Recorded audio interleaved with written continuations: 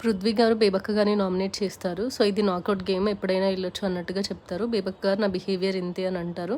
Next Aditya ఓం గారు బేబక్క గారి గురించి లాజిక్తో మాట్లాడాలి, ప్రూఫ్ ఉండాలి అన్నట్టుగా చెప్తారు. నెక్స్ట్ కిరాక్ సీత గారు ప్రేరణ గారిని నామినేట్ చేస్తారు. సో నేను హర్ట్ అయ్యాను అన్న పాయింట్ మీద చెప్తారు. ప్రేరణ గారు నేను టెండర్గానే చెప్పాను అని డిఫెండ్ చేసుకుంటారు. నెక్స్ట్ విష్ణుప్రియ గారు కూడా నేను హర్ట్ అయ్యాను అన్నట్టుగా చెప్తారు. సోనియా గారేమో క్లియర్గా పాయింట్ చెప్పండి, ఎగ్జాక్ట్గా ఏముందో చెప్పండి అన్నట్టుగా సోనియా గారు మాట్లాడతారు. సో నెక్స్ట్ అభయ్ నవీన్ గారు ఒరిజినల్ ఏంటి, ఫేక్ ఏంటి, ఎవరు ఎలా గేమ్ ఆడుతున్నారు అనేది ఆడియన్స్ డిసైడ్ చేస్తారు అన్నట్టుగా చెప్తారు.